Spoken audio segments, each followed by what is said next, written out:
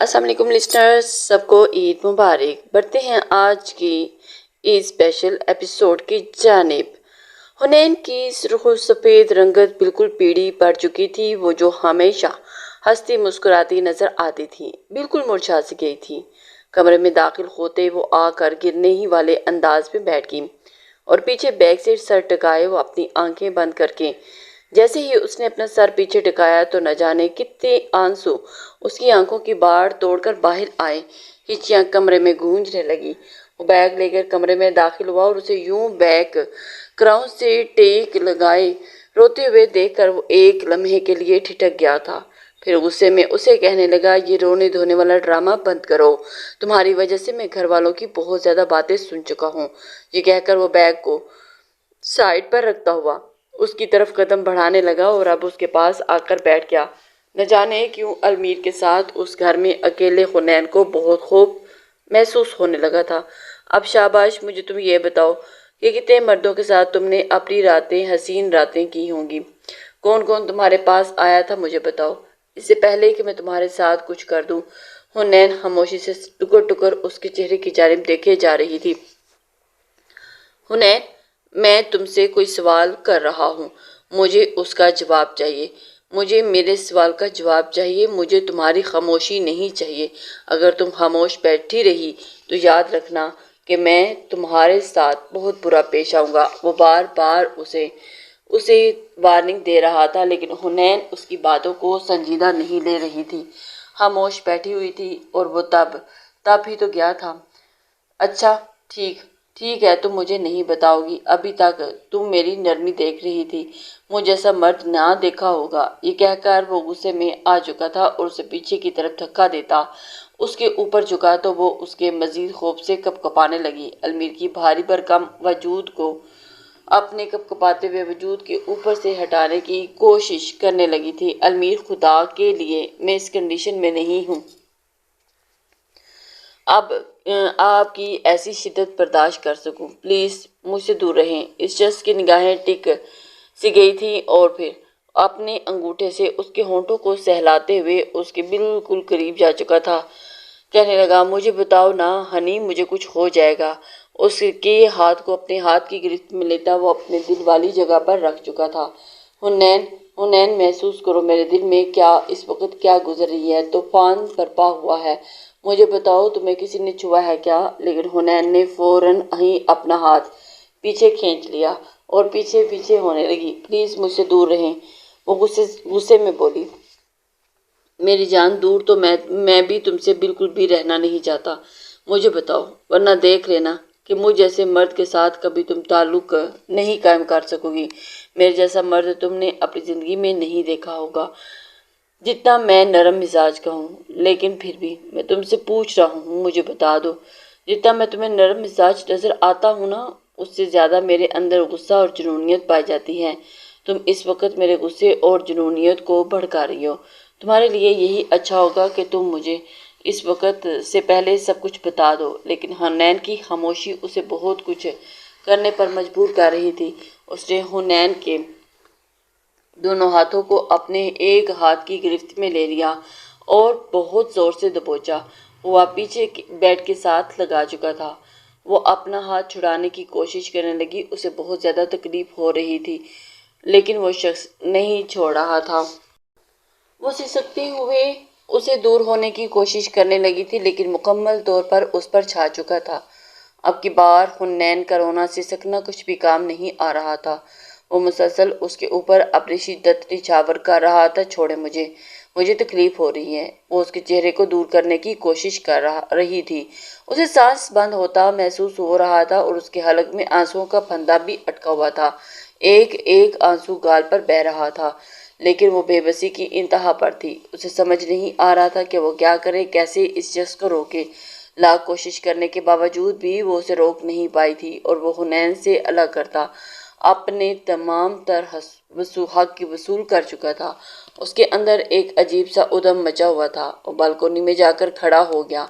اسے بہت غصہ آیا ہوا تھا۔ باہر بادل گرج رہے تھے، بارش برس رہی تھی لیکن اسے کہیں بھی چین نہیں آ رہا تھا۔ وہ سیڑھیاں چڑھتا ہوا چھت پر آ گیا اور تیز بارش میں بھیگنے لگ گیا۔ بھیگتے بھیگتے نہ جانے کتنا وقت گزر چکا تھا۔ تیز بادل گرج رہے تھے اور بارش اس قدر تیز تھی جیسے آج ہی ہر چیز کو تہس نہس کر دے، اور ایسے میں وہ چھت پر کرسی ڈالے بیٹھا ہوا تھا جب اسے اپنے نام کی پکار سنائی دی۔ اس نے دیکھا تو پیچھے حنین کھڑی ہوئی تھی۔ بھیگا ہوا لباس اس کے وجود کے ساتھ چپکا ہوا تھا۔ جب بھی بجلی گرجتی وہ اس میں اس کا چہرہ نظر آنے لگ جاتا۔ وہ دھیرے دھیرے اس کی طرف قدم بڑھانے لگا، اپنے بھیگے بالوں کو اپنے چہرے سے ہٹاتا ہوا پیچھے کرتا ہوا اس کی طرف ایک قدم بڑھا رہا تھا۔ وہ پیچھے ہوتی دیوار کے ساتھ لگ چکی تھی اور وہ بالکل اس کے روبرو کھڑا ہوا تھا۔ وہ دیوار کے ساتھ لگی المیر کی آنکھوں میں دیکھ رہی تھی۔ کیوں تم نے ایسا کیا؟ اس کے ساتھ تم نے اس گھر کی دہلیز بھی پار کی تھی، اور تم اس کوٹھے تک پہنچی کیسے؟ تمہیں نہیں معلوم؟ یہ بات میرے دل کو چھلنی کیے جا رہی ہے کہ تم ایک کوٹھے سے آئی ہوئی لڑکی ہو، میرے خاندان کی عزت، شاہ حویلی کی لڑکی ایک کوٹھے سے ہو کر آئی ہے۔ یہ اذیت اور تکلیف تم کبھی نہیں جان پاؤ گی۔ وہ مکمل طور پر اس کے قریب پہنچ چکا تھا۔ ان دونوں کے درمیان کسی قسم کا کوئی فاصلہ نہیں تھا۔ اس کے لبوں پر بارش کے قطرے دیکھ رہا تھا اور اس کے سرخ و سفید رنگت اس وقت بارش کے پانی میں بالکل چمکنے لگی تھی، وہ جو بالکل زرد پڑ چکی تھی۔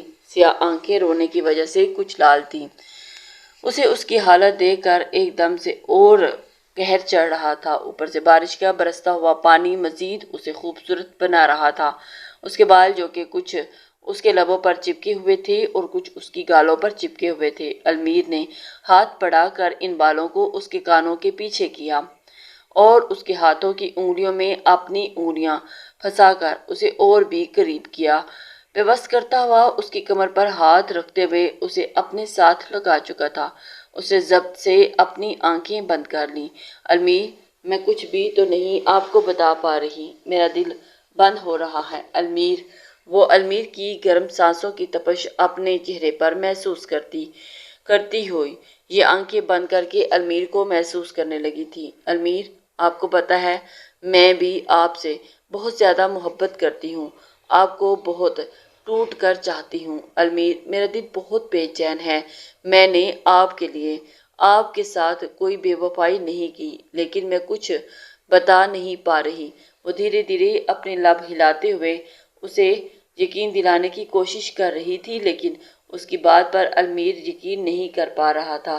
اس وقت المیر بھلا اس کی باتوں کی طرف کہاں دھیان دے رہا تھا؟ اس کا تو مکمل طور پر دھیان اس کے ہلتے ہوئے لبوں کی جانب ہوا تھا، جن سے نہ جانے کیا کچھ وہ بول رہی تھی۔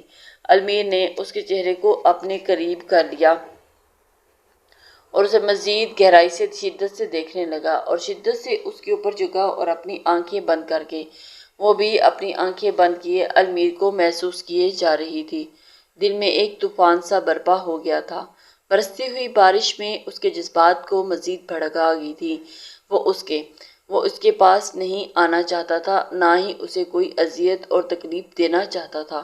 اس نے کبھی بھی سوچا نہیں تھا کہ وہ حنین کو اس طرح اس کی محبت اسے یوں ملے گی۔ وہ بچپن کی منقوہہ جسے وہ شدت سے چاہتا تھا۔ المیر، اگر میں یہ بولوں کہ میں حویلی سے اپنی مرضی سے گئی تھی آپ سب سے دور جانے کے لیے، جو بات میں نے بولی تھی وہ میں نے سچ کی تھی، کسی اور مرد کی محبت میں گئی تھی، تو اب کیا کریں گے؟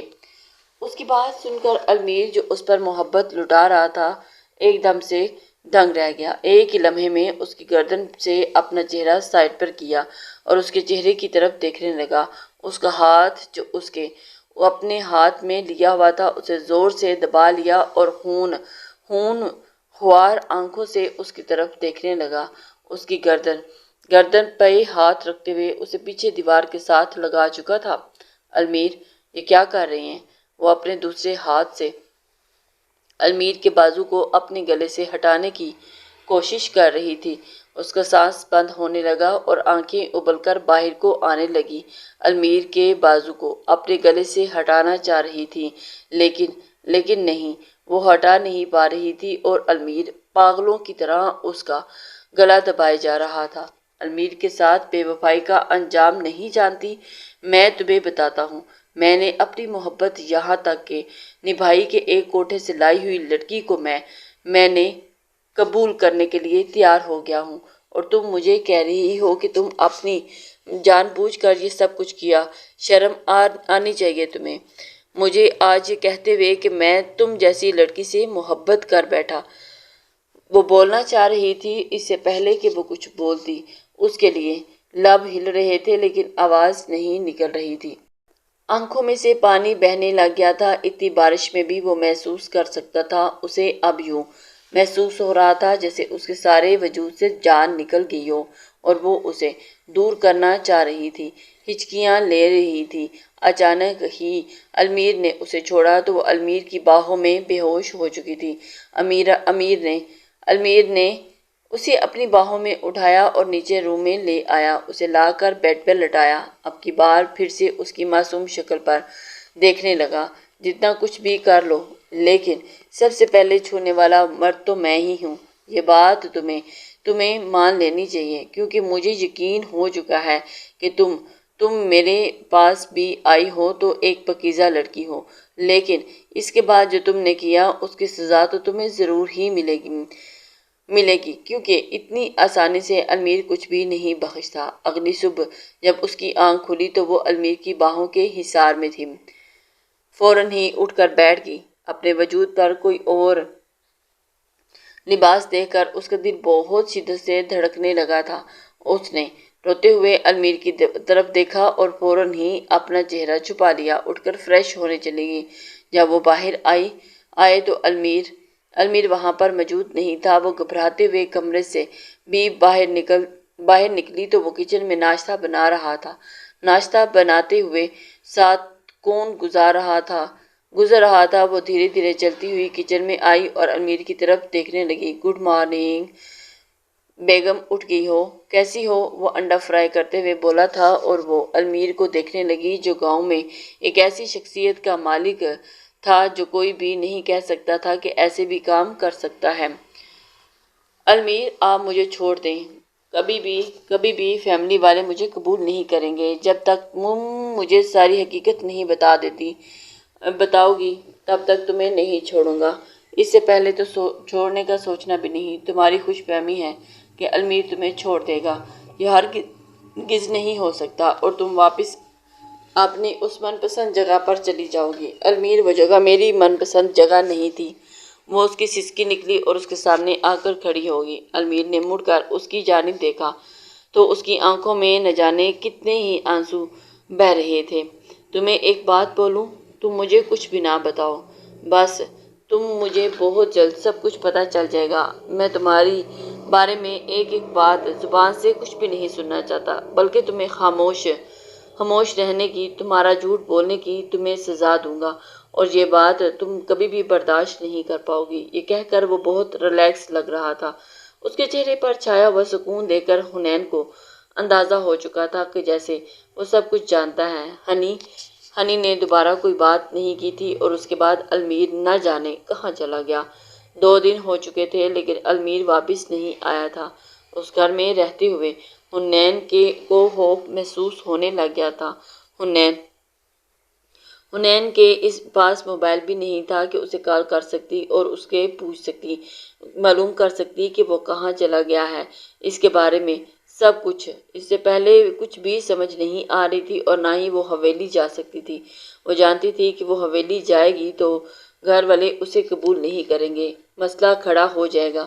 حویلی والوں نے تو اسے گھر میں رہنے کی گھسنے دینا ہی نہیں تھا۔ شاید اس کے بابا جان تو اسے وہیں پر کاٹ کے پھینک دیتے، جس کی وجہ سے وہ حویلی بھی نہیں جا سکتی تھی۔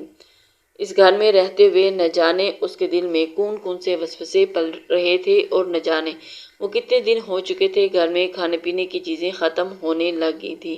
اسے رو رو کر اپنی بہت بری حالت بنائی ہوئی تھی۔ بار بار دل خوف سے کپکپانے لگا تھا۔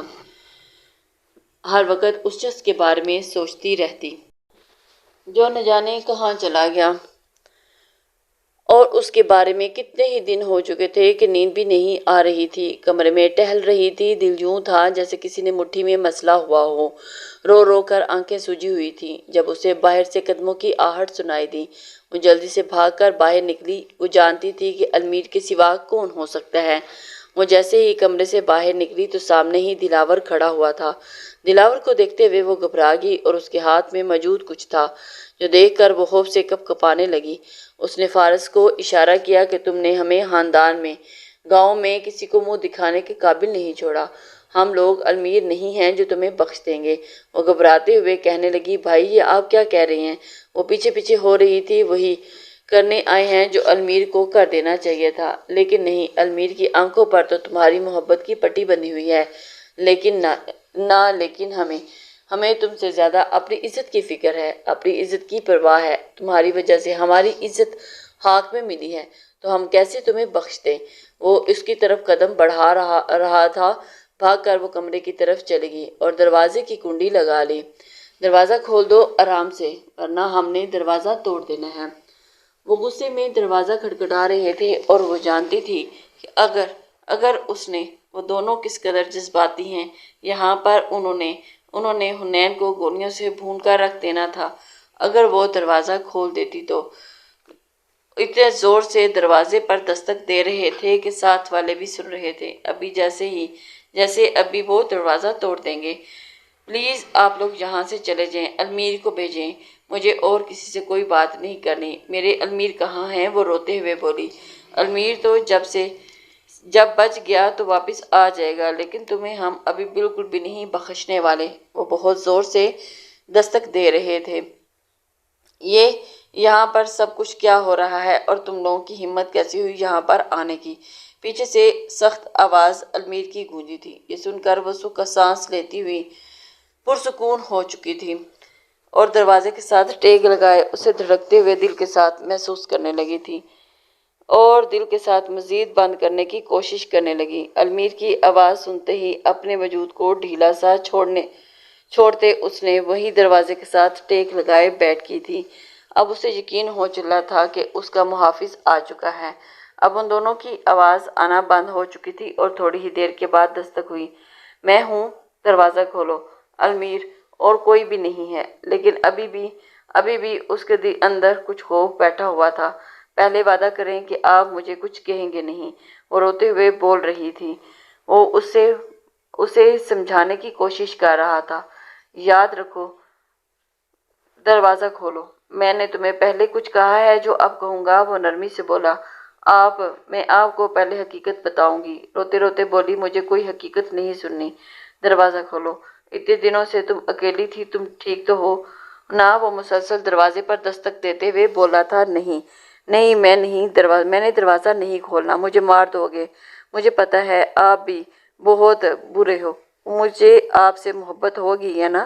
اسی چیز کا آپ ناجائز فائدہ اٹھا رہے ہو۔ پہلے مجھے اکیلا چھوڑ کر چلے گئے، کتنے دنوں میں سے میں آپ کے لیے پریشان ہوتی رہی، ترس رہی ہوں، آپ سے بات کرنا چاہتی ہوں اور آپ مجھے اکیلا چھوڑ کر چلے گئے۔ آپ کے پاس آنا چاہتی ہوں، لیکن نہیں، آپ کو کیا ضرورت ہے؟ آپ کو کیا فکر ہے؟ مرتی ہوں تو مرتی رہوں، آپ نے کیوں میرے پاس آنا ہے؟ کیوں آپ نے میری پرواہ کرنی ہے؟ وہ اس کی بات بغیر سنے اس کی جانب روتے ہوئے، سسکتے ہوئے بول رہی تھی۔ یار، مجھے معلوم ہے ہماری غلطی تھی، مجھے معلوم ہو چکا ہے سب کچھ تمہارے بارے میں کہ میں تم سے جان بوجھ کر گھر سے باہر نہیں نکلی تھی، بلکہ تمہیں المیر کے نام پر گھر سے باہر بلایا گیا تھا۔ دیکھو، اتنا تو بتا دیا ہے، باقی سارا سچ بھی جاننا چاہتا ہوں۔ میں تمہیں کچھ بھی نہیں کہوں گا، پلیز دروازہ کھولو۔ اس نے جیسے ہی دروازہ کھولا تو المیر کو دیکھتے ہی وہ اسی لمحے کے لیے وہیں رک گئی تھی۔ اس کی پیشانی پر پٹی بندھی ہوئی تھی اور اس کی آنکھوں کے پاس نشان بنے ہوئے تھے۔ ایسے لگ رہا تھا جیسے کسی نے اسے بہت بری طرح سے مارا گیا ہو، اور وہ یہ دیکھ کر تڑپ اٹھی اور فوراً ہی اس کے سینے سے لگتے ہوئے کہنے لگی، المیر، یہ سب کچھ کیا ہے؟ یہ سب کچھ کس نے کیا؟ وہ سسکتے ہوئے پوچھنے لگی۔ کسی نے بھی نہیں کیا، پلیز رونا بند کرو۔ اس کے آنسوؤں کو محبت سے صاف کرتا ہوا بولا، المیر، آپ ٹھیک تو ہیں نا؟ وہ اسے سسکتے ہوئے اس کے سینے سے چمٹ گئی تھی اور اس کی باہوں میں جھول گئی تھی۔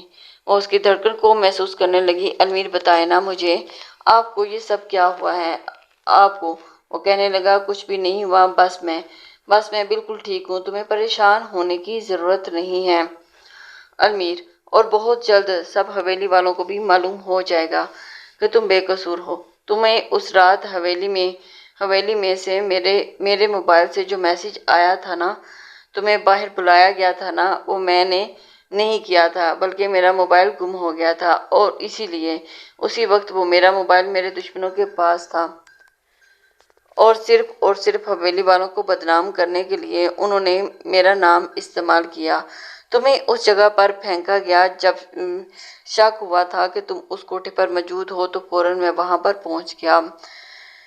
उसके आंसुओं को साफ करता हुआ उसे अपने लब पर उसकी पेशानी पर रख चुका था और उसके सीने से लगे हुए हिचकियों को समेट रहा था। उसकी सिसकियों के साथ रोने लगी। आपको मालूम है अमीर, मुझे इतनी ज़्यादा धमकियां दी गई थी कि मैं आपको उस बारे में कुछ भी ना बताऊं, वरना मुझे मार दिया जाएगा। वो उसकी शर्ट को अपनी मुट्ठियों में दबो चुकी थी।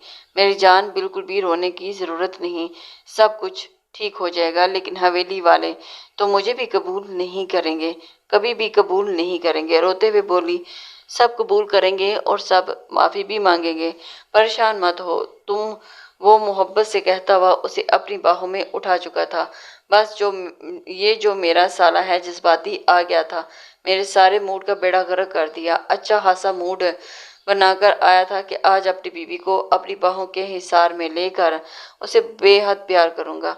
ये कहकर वो उसकी कान की लौ में सरगोशी करता हुआ उसे बेड पर लटा चुका था और वो फौरन ही खुद में सिमटती हुई उसे दूर जाने की कोशिश करने लगी थी।